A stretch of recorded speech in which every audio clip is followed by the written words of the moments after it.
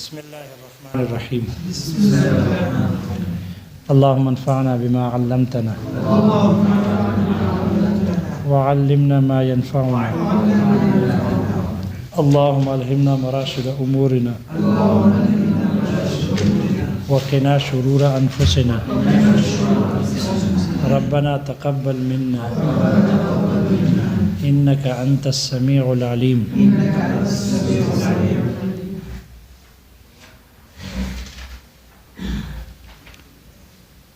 قیاس اور استحسان یہ مکمل ہو گئے.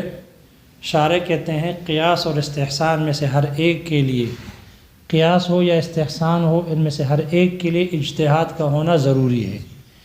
بغیر اجتہاد کے قیاس اور استحسان حاصل نہیں ہو سکتے، اس لیے کہ بغیر اجتہاد مجتہد ہی قیاس کر سکتا ہے. جو مجتہد نہ ہو، جس کو اجتہاد کا ملکہ نہ ہو، وہ قیاس نہیں کر سکتا. اس لیے چونکہ قیاس اور استحسان بغیر اجتہاد کے حاصل نہیں ہو سکتے تھے، اس لیے مصنف نے اجتہاد کو ذکر کیا اور ان کی شرائط کو ذکر کیا، حکم کو ذکر کیا، تاکہ اس سے پتہ چل سکے کہ قیاس کا اہل کون ہے. قیاس اور استحسان کی اہلیت معلوم ہونے کے لیے اجتہاد کو ذکر کیا. اجتہاد لغت میں کہتے ہیں کوشش کرنے کو، کوشش کرنا.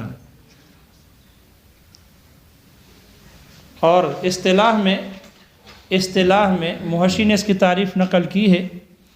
اصطلاح میں اجتہاد کہتے ہیں ہوا بذل الفقیہ طاقتہ فی استخراج الحکم الشرعی النظری. فقیہ کا کسی حکم شرعی، ایسے حکم شرعی جو نظری ہو، ظنی ہو، اس کے استنباط کرنے میں اپنی پوری طاقت کو خرچ کر دینا، جتنا اس سے خرچ ہو سکتا ہو، کہ آگے اس سے خرچ کرنے سے عاجز ہو. تو کسی فقیہ کا کسی بھی حکم، ایسے حکم شرعی کہ جو نظری ہو، ظنی ہو، ان کے استنباط کرنے کے لیے اپنی پوری طاقت کو خرچ کر لے، اس کو کہتے ہیں اجتہاد. اس طور پر کہ وہ فقیہ اپنے اندر مزید طاقت خرچ کرنے سے عجز محسوس کر لے، یعنی مزید وہ طاقت خرچ نہیں کر سکتا، اپنی پوری طاقت بشریہ خرچ کر کے حکم شرعی کا استنباط کرے، تو اس کو کہتے ہیں اجتہاد. یہ کہا جاتا ہے کہ اس نے اجتہاد کیا. یہ نہیں کہ اے سی کے کمرے میں اور معمولی سے محنت کر کے اور پھر کہتے ہیں لم اجد، مجھے یہ حکم نہیں ملا. تو پھر یہ لم اجد نہیں ہوگا، کیونکہ وہاں فیس بک میں مشغول ہے، یہاں کسی اور چینل پر مصروف ہے، اور پھر کہتے ہیں لم اجد، یہ حکم نہیں ملا، اس کی دلیل نہیں ملی. تو پھر وہ لم اجد نہیں ہوگا، لم اجدہ ہوگا، یعنی میں نے کوشش نہیں کی. اس لیے اس کو مجتہد نہیں کہیں گے. ایسے مجتہدین ہزاروں بیٹھے ہوئے ہیں جو کتاب کو ہاتھ نہیں لگاتے اور کہتے ہیں یہ حکم تو ثابت نہیں ہے، یا اس کی دلیل موجود نہیں ہے، وغیرہ ذالک. ایسا نہیں. اجتہاد کے لیے شرائط ہیں. پہلی شرط یہ ہے کہ وہ کتاب اللہ کے علم کا ماہر ہو، چاہے کتاب اللہ کے علم کے معانی لغویہ ہو یا معانی شرعیہ ہو، اس کے جاننے والا ہو، اس کا ماہر ہو. معانی لغویہ ہو یعنی ان کے مفردات ہو، ان کے مرکبات ہو، ان کے خواص ہو، خاصیات ہوں، یا معانی شرعیہ ہو یعنی علل شرعیہ ہو، احکام شرعیہ کی علتیں ہوں، ان کے اسباب ہوں، ان کا جاننے والا ہو. اور کتاب اللہ کی جتنی اقسام گزر گئی، عام، خاص، مشترک، مؤول، امر، نہی وغیرہ ذالک، وہ جو 20 اقسام گزر گئی، تو ان کا جاننے والا ہو، اس کا ماہر ہو. اگر کتاب اللہ کے ان معانی لغویہ اور شرعیہ اور اقسام کا جاننے والا ہے، تو یہ پہلی شرط ہے اس کے لیے کہ مجتہد کے لیے کتاب اللہ کا علم میں ماہر ہو. البتہ اتنی مقدار پورے قرآن مجید کے علوم کا ماہر ہونا ضروری نہیں. پورے قرآن مجید کے معانی لغوی اور شرعیہ کا اور اقسام کا جاننا ضروری نہیں، بلکہ اتنے کتاب اللہ کا علم کا جاننے کا ماہر ہونا ضروری ہے کہ جن کے ساتھ احکامات متعلق ہوتے ہیں۔ اور وہ کتنی آیتیں ہیں؟ پہلے گزر چکا شروع کتاب میں، وہ 500 آیات ہیں جن سے احکام شرعیہ ثابت ہوتے ہیں۔ لہذا 500 آیات کے معنی لغوی اور شرعیہ اور اقسام سے اگر واقف ہے، ان کا ماہر ہے، ان کا علم اس کو ہے، تو اس کو کہا جاتا ہے کہ پہلی شرط یہ ہے کہ کتاب اللہ کے علوم کا ماہر ہو، تو وہ شرط پائی گئی۔ تو کتاب اللہ کے علوم کا ماہر ہونے کا مطلب وہ 500 آیتوں کا اس میں مہارت رکھتا ہو، ان کے معنی لغویہ شرعیہ اور اقسام کا جاننے والا ہو۔ دوسری شرط یہ ہے کہ سنت کے علم کا، حدیث کے علم کا ماہر ہو، ان کے طرق کے ساتھ، ان کے اسناد کے ساتھ، ان کی سندوں سمیت، متن اور سند سمیت سنت کے علم کا بھی ماہر ہو۔ جیسے کہ سنت کے اقسام ہے، پیچھے گزر چکی، متواتر ہے، خبر مشہور ہے، خبر واحد ہے، پھر آگے اس کے راویوں کے حال ہے، سند کی کیفیت کیا ہے، اتصال کی ہے، انقطاع کی ہے، اور راوی ایک ہے، دو ہے، راوی معروف ہے یا مجہول ہے۔ پھر بعض متاخرین جیسے عیسی ابن ابان ہے اور ان کے بعض متاخرین جب ان کی پیروی کی ہے کہ معروف کی 2 قسمیں بنا دی، معروف بالاجتہاد والفقہ اور معروف بالضبط والعدالت۔ تو ان تمام اقسام کا اور ان کے اسانید کا اور متون کا، احادیث کے متون کا ماہر ہو، یہ دوسری شرط ہے۔ یہاں پر بھی شارح کہتے ہیں کہ تمام احادیث کا ماہر ہونا ضروری نہیں، بلکہ اتنے احادیث کا ماہر ہونا ضروری ہے جس سے احکامات متعلق ہوتے ہیں، اور وہ 3000 احادیث ہیں جن کے احکامات متعلق ہوتے ہیں، جن سے احکامات ثابت کیے جاتے ہیں۔ اس لیے 3000 احادیث کا ماہر ہو، ان کے علوم کا ماہر ہو، یہ دوسری شرط ہے۔ تیسری شرط یہ ہے کہ قیاس کی اقسام کا جاننے والا ہو، قیاس ان کے طریقوں سے، قیاس کے شرائط کو، قیاس کے ارکان کو اور قیاس کی اقسام کو جانتا ہو کہ کون سا قیاس صحیح ہے، واجب العمل ہے، اور کون سا قیاس فاسد ہے اور واجب العمل نہیں ہے۔ جیسے کہ قیاس شبہی بھی گزر چکا، اور قیاس عقلی بھی ہے، قیاس شرعی بھی ہے۔ تو قیاس کے اقسام کا جاننے والا ہو اور قیاس کے طریقے کو جانتا ہو، اس کی شرائط کا جاننے والا ہو، ان کی علتوں کے پہچان اس کو ہو۔ اس لیے تیسری شرط یہ کہ قیاس کا جاننے والا ہو۔ شارح کہتے ہیں مصنف نے اجماع کو ذکر نہیں کیا، 3 شرطیں ذکر ہو گئی، کتاب اللہ کا ماہر ہو، سنت رسول کا ماہر ہو، اور قیاس کا جاننے والا ہو، قیاس کے اقسام اور ان کے طرق شرائط کو جاننے والا ہو۔ اجماع کا ذکر نہیں کیا۔ تو شارح کہتے ہیں 2 وجہ ذکر کیے، ایک یہ کہ سلف کی اقتداء کرتے ہوئے مصنف نے اجماع کو ذکر نہیں کیا، اس لیے کہ سلف نے اس کو اجماع کو ذکر نہیں کیا، انہوں نے اجماع کو چھوڑ دیا، تو مصنف نے بھی اجماع کو چھوڑ دیا اور اجماع کو ذکر نہیں کیا، سلف کی اقتداء کرتے ہوئے۔ دوسرا جواب یہ ہے، یا دوسری وجہ یہ ہے کہ اجماع کے ذکر کرنے کے ساتھ مجتہدین کے استنباط کرنے سے کوئی فائدہ متعلق نہیں ہوتا۔ اجماع اس لیے ذکر نہیں کیا کہ مجتہدین جب کسی مسئلے کا استنباط کرتے ہیں تو مجتہدین کے اختلاف استنباط کرنے میں اس کا اجماع کے ساتھ کوئی تعلق ہے نہیں، اس کا اجماع کے ساتھ کوئی تعلق نہیں ہے، اس لیے اجماع کے ساتھ اس کا فائدہ متعلق نہ ہونے کی وجہ سے اجماع کا ذکر نہیں کیا۔ ہاں اجماع کے علم کی ضرورت ہے، اس طور پر ضرورت ہے کہ یہ مجتہد کہیں اجماع کے خلاف اپنا اجتہاد نہ کرے، اتنا علم ہونا ضروری ہے اس کو، کہ جس مسئلے میں یہ اجتہاد کر رہا ہے اس کو اس بات کا علم ہونا ضروری ہے کہ آیا اس مسئلے پر اجماع تو نہیں ہوا، یہ مجمع علیہا مسائل میں سے تو نہیں ہے۔ اگر اس پر پہلے مجتہدین نے اجماع کیا ہے تو پھر اس کے لیے اس میں اجتہاد کرنے کی ضرورت نہیں ہے۔ اس لیے اس اجماع کے علم کے لیے اجماع کا اتنا علم ہونا یہ ضروری ہے اس کے لیے، تاکہ اس کا اجتہاد ایسے مسئلے میں نہ ہو جس میں پہلے سے لوگوں نے اجماع کیا ہوا ہو۔ تو اجماعی مسائل میں کا جاننا ضروری ہے کہ آیا اس کے لیے اس میں اجتہاد ضروری ہے یا نہیں۔ تو جب پتہ چلے کہ اس میں اجماع ہو چکا ہے اس میں ان مسائل پر، تو پھر اس میں یہ اجتہاد نہیں کرے گا،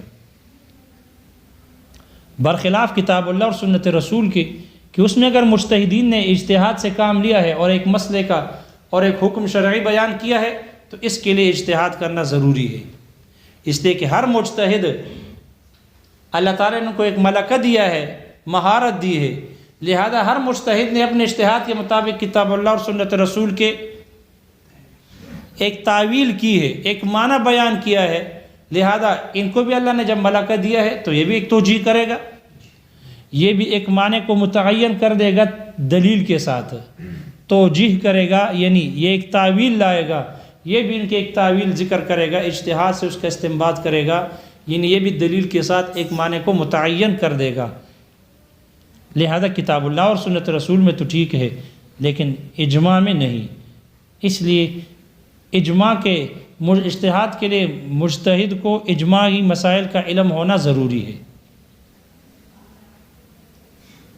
اس لیے کہ کتاب اللہ میں مشترک بھی ہے، مجمل بھی ہے، اور دوسری آیتیں بھی ہے جو مؤول ہیں، تو وہاں مؤول میں مؤولین نے، مجتہدین نے اس کی تعویل الگ نکالی ہے اور اللہ نے اس کو ملکہ دے دیا ہے اجتہاد کا، لہذا یہ اس میں مکلف ہے اس بات کا کہ یہ اجتہاد کرے۔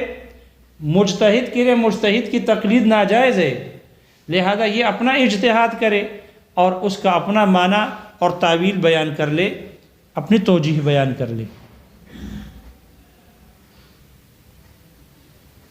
برخلاف قیاس کے، شارح کہتے ہیں کہ قیاس جو ہے یہ عین اجتہاد ہے، قیاس عین اجتہاد ہے، تو مصنف نے اجماع کو ذکر نہیں کیا اس لیے کہ اس سے کوئی فائدہ متعلق نہیں، لیکن جو کتاب اللہ اور سنت رسول ہے اس میں مجتہد اجتہاد کرے گا اور قیاس میں بھی اجتہاد کرے گا، بلکہ قیاس تو عین اجتہاد ہے، قیاس تو عین اجتہاد ہے، اسی قیاس ہی پر فقہ کا دار و مدار ہے۔ اسی وجہ سے شارح کہتے ہیں مصنف نے اس اجتہاد کے حکم کو بیان کیا، اس طریقے سے حکم کو بیان کیا کہ یہ اجتہاد کے حکم کو بھی شامل ہے اور قیاس کے حکم کو بھی شامل ہے، اجتہاد کے حکم کو بھی شامل ہے۔ مصنف نے اجتہاد کے حکم کو بیان کیا اور حکم کو اس طریقے سے بیان کیا ہے کہ اس میں اجتہاد کا حکم بھی شامل اور اس میں وہ قیاس کا حکم بھی شامل ہے۔ پہلے قیاس کا حکم بیان نہیں ہوا تھا، اور وہ جملۃ ما یعلل له اربعۃ میں بعض شارحین نے یہ کہا تھا کہ یہاں اس متن سے، اس عبارت سے مصنف قیاس کی حکم کو بیان کر رہے ہیں۔ شارح نے ان پر رد کرتے ہوئے کہا کہ یہ قیاس کا حکم نہیں ہے، بلکہ یہ تو قیاس کے اغراض بیان ہو رہے ہیں، کس مقصد کے لیے، کس فائدے کے لیے قیاس کیا جاتا ہے، تو وہ قیاس کے اغراض کا بیان ہے، نہ کہ حکم کا۔ حکم کا بیان آگے آ رہا ہے، یہ ہے وہ حکم کا بیان جو یہاں اجتہاد کا حکم بیان کر رہے ہیں، اس کے ضمن میں قیاس کا حکم بھی بیان ہو رہا ہے۔ وہ کچھ سمجھ میں آ رہا ہے؟ جبکہ بہت سارے شارحین نے وہ جملۃ ما یعلل له اربعۃ سے قیاس کے حکم کو ذکر کیا ہے کہ یہی قیاس کا حکم ہے، لیکن شارح کہتے ہیں یہاں سے ہے۔ تو اجتہاد کے لیے 3 شرائط کا ہونا ضروری، کتاب اللہ کے علم کا ماہر ہو، وہ آیات کی جن سے احکامات متعلق ہوتے ہوں، یہ 500 آیات ہیں، سنت رسول کے علوم کا ماہر ہو، یعنی متون کا اور ان کے سند اسانید کا اور رجال کو جاننے والا ہو، اور سنت رسول کے اقسام کا ماہر ہو، اور تیسرے کہ قیاس کے طریقوں، قیاس کے اقسام، ان کے شرائط، ارکان اور طرق کو جاننے والا ہو۔ یہ 3 شرائط مجتہد کے لیے ہونا ضروری ہے اس کے اجتہاد کے لیے۔ مجتہد کا اجتہاد کا حکم یہ ہے الاصابۃ بغالب الرائے، مجتہد اجتہاد کے بعد اس کے اجتہاد کا حکم یہ ہے کہ وہ غالب رائے سے حق کو پہنچ جاتا ہے، ان کا درست ہونا، الاصابت ان کا درست ہونا، حق تک پہنچنا ہے غالب رائے سے، یعنی ظن غالب سے ہے، ظن غالب سے ہے۔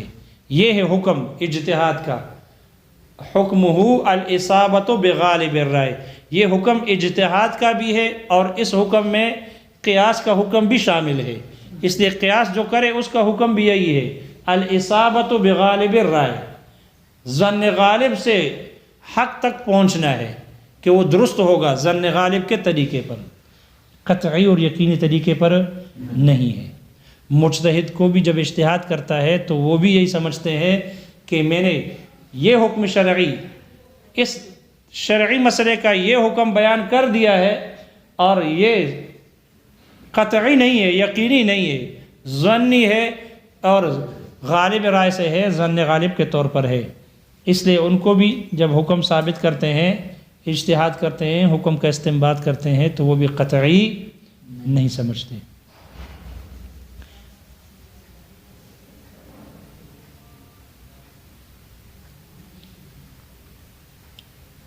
اسی وجہ سے الاصابت چونکہ اس کا حکم ہے، شارح مصنف کہتے ہیں یہی وجہ ہے کہ ہم نے کہا کہ مجتہد یخطئ و یصیب، مجتہد ان المجتہد یخطئ و یصیب، مجتہد سے خطا بھی ہوتی ہے اجتہاد میں اور وہ درست بھی ہوتا ہے، حق کو پا بھی لیتا ہے، اور والحق فی موضع الخلاف واحد، موضع اختلاف میں، مسائل اجتہادیہ میں جو حق ہوتا ہے وہ ایک ہی ہوتا ہے، اس لیے مجتہد سے خطا بھی ہوتی ہے اور مجتہد درست بھی ہوتا ہے۔ وہ جو ایک ہے مسائل اجتہادیہ میں حق ایک ہے، مجتہدین اس میں کوشش کرتے ہیں، اس کو حاصل کرنے کے لیے اجتہاد کرتے ہیں، تو بعض مجتہد اس حق تک پہنچ جاتے ہیں اس لیے یصیب ہو جاتے ہیں، اور بعض مجتہد اجتہاد کرنے کے باوجود بھی اس حق تک نہیں پہنچتے، ان سے خطا ہو جاتی ہے۔ وہ حق ہے کہاں پر؟ کہتے ہیں وہ حق یقینی طور پر معلوم نہیں ہوتا کہ کس جگہ پر ہے، کس مجتہد نے اس کو پایا، کس مجتہد نے نہیں پایا، یہ بات یقینی طور پر معلوم نہیں ہوتی۔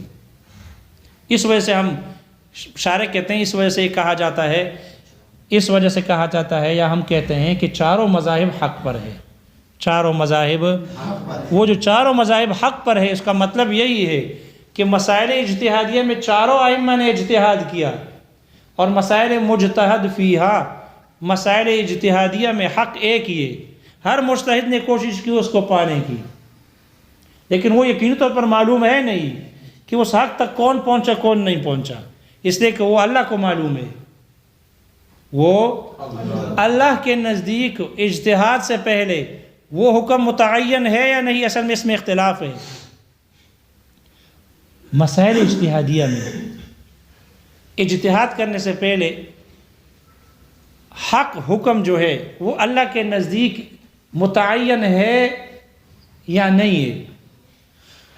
اللہ کے نزدیک جو ایک حکم ہے، حکم شرعی کا ایک ہی حکم ہوگا، جائز ہوگا یا ناجائز ہوگا، حلال ہوگا یا حرام ہوگا، مجتہدین کے اجتہاد سے پہلے اللہ کے نزدیک وہ متعین ہے یا نہیں ہے، اس میں اختلاف ہے۔ ہم کہتے ہیں مجتہد کے اجتہاد سے پہلے وہ حق متعین ہے اور اللہ کے نزدیک متعین ہے، لیکن معلوم نہیں ہے، مجتہدین کو معلوم نہیں ہے، اس لیے ہر مجتہد کوشش کرتا ہے اس حق کو پانے کے لیے۔ جبکہ معتزلہ کہتے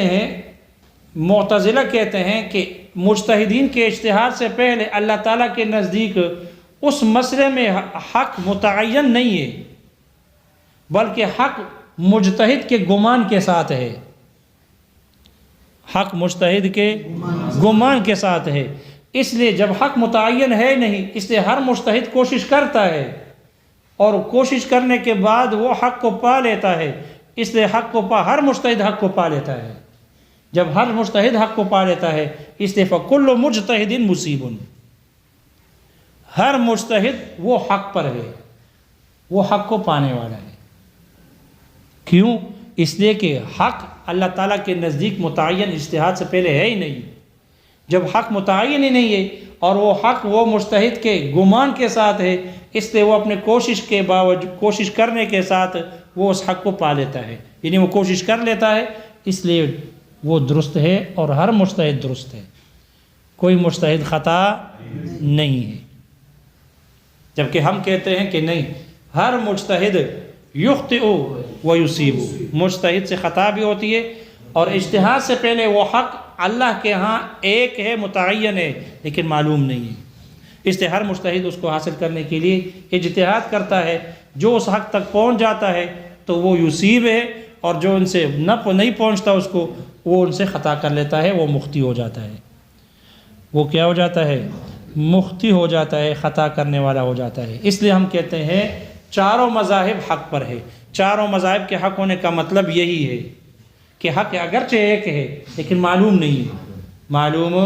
اس لیے ہم کہتے ہیں امامنا علی الصواب، امامنا علی الصواب، ہمارا امام صحیح راستے پر ہے، حق پر ہے، حق کو پہنچنے والا ہے، حق کو پا لیا انہوں نے۔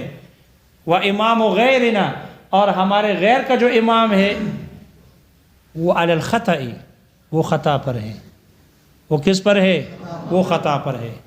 تو امامنا علی الصواب ولکن یحتمل الخطأ، ہمارا امام درستگی پر ہے، صواب پر ہے، لیکن یہ ہے کہ اس میں خطا کا احتمال ہے۔ وامام غیرنا علی الخطأ ولکن یحتمل الصواب، ولکن یحتمل الصواب، صواب کے ساتھ خیال کرنا اور سا کے ساتھ نہ بنانا، ثواب دونوں کو مل جاتا ہے، لیکن صواب ہر کسی کو نہیں ملتا۔ یہ ہے مسائل اجتہادیہ میں، سب حق پر ہے۔ ہماری دلیل یہ ہے، ہم استدلال کرتے ہیں کہ ہر مجتہد درست نہیں ہوتا، خطا پر بھی ہوتا ہے اور درست بھی ہوتا ہے۔ ہم استدلال کرتے ہیں عبداللہ ابن مسعود رضی اللہ عنہ کے اثر سے۔ پہلے مسئلہ پڑھ چکے ہو، مفوضہ کے بارے میں ان سے مسئلہ پوچھا گیا۔ مفوضہ اے فوضہا ولیہا بلا مہر او علی ان لا مہر لہا، جس عورت کو اس کے ولی نے حوالے کیا ہو اس شرط پر کہ اس کو مہر نہیں ملے گا، یا مہر کے ذکر کے بغیر اگر کسی ولی نے اپنے ماتحت کسی لڑکی کا نکاح کرایا ہو، پھر شوہر نے دخول، اس کے لیے مہر مقرر نہیں ہے، اور دخول سے پہلے شوہر مر جائے، تو عبداللہ ابن مسعود رضی اللہ عنہ کے پاس یہ مسئلہ لایا گیا، ایسے کہ مہر کے بارے میں، عورت کے بارے میں پوچھا گیا کہ اس کے لیے مہر ہے یا نہیں ہے۔ عبداللہ ابن مسعود رضی اللہ عنہ نے فرمایا کہ مجھے مہلت دو، 1 مہینہ اجتہاد کرتے رہے، غور و فکر کرتے رہے۔ 1 مہینے کے اجتہاد کے بعد پھر فرمایا کہ میں نے اس مسئلے میں آپ علیہ الصلوۃ والسلام سے کچھ نہیں سنا، اس لیے میں اجتہاد کروں گا، اگر میرا اجتہاد درست ہوا، میں نے حق کو پا لیا، فمن اللہ، تو یہ اللہ کی طرف سے ہے، وَإِنْ أَخْطَأْتُ، اور اگر مجھ سے اس میں خطا ہو جائے، فَمِنِّي وَمِنَ الشَّيْطَانِ، تو یہ خطا میری طرف سے اور شیطان کی طرف سے ہوگی۔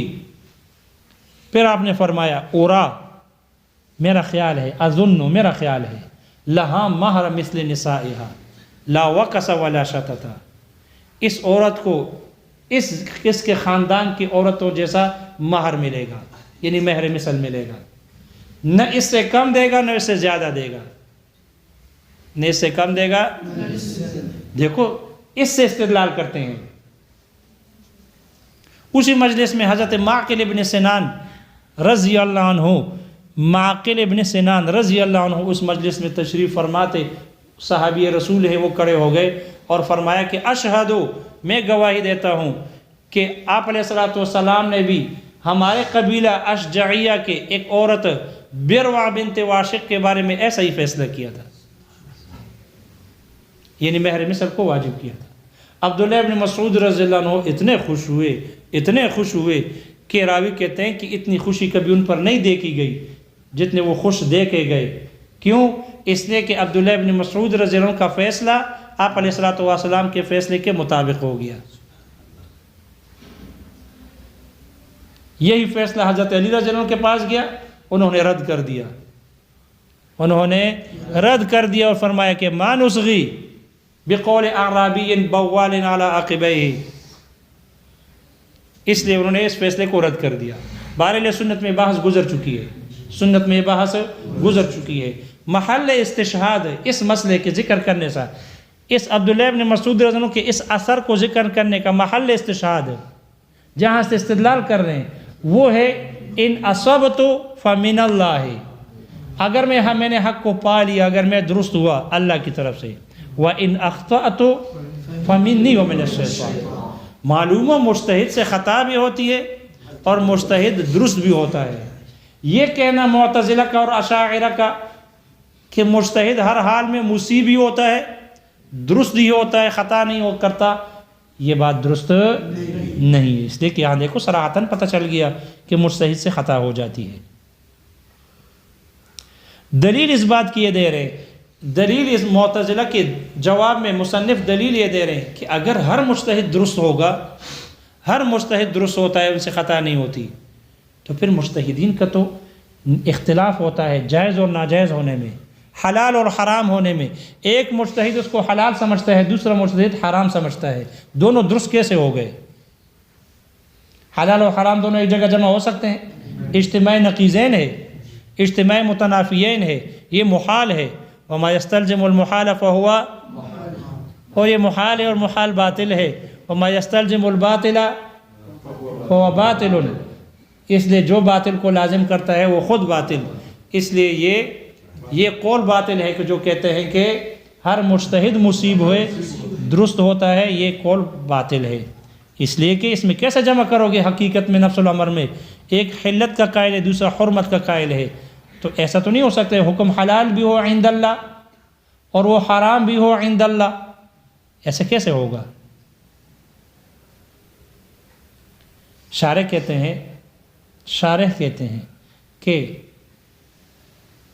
امام ابو حنیفہ رحمہ اللہ کے بارے میں بھی ایک روایت نقل کی گئی ہے جس کو ابو یوسف ابن خالد نے روایت کی ہے امام ابو حنیفہ رحمہ اللہ سے، اور وہ یہ کہ امام ابو حنیفہ رحمہ اللہ بھی کہتے ہیں کہ ہر مجتہد مصیب ہوتا ہے، ہر مجتہد مصیب ہوتا ہے۔ یہ امام ابو حنیفہ رحمہ اللہ سے بھی ایک روایت نقل کی گئی ہے۔ یہی وجہ ہے کہ پھر لوگوں نے، پھر فقہاء نے، محدثین نے امام ابو حنیفہ رحمہ اللہ کو بھی اعتزال کی طرف منسوب کیا، اور یہ بھی کہا کہ یہ بھی معتزلی ہے، معتزلہ میں سے ہے، اس لیے کہ یہ تو معتزلہ اور اشاعرہ کا مذہب ہے، ہر مجتہد مصیب ہے۔ اور امام صاحب بھی اس بات، ان کی بھی ایک روایت یہی ہے کہ ہر مجتہد مصیب ہے، حق کو پانے والا ہوتا ہے۔ شارح کہتے ہیں امام ابو حنیفہ رحمہ اللہ اس سے پاک ہے، اعتزال سے پاک ہے، منزہ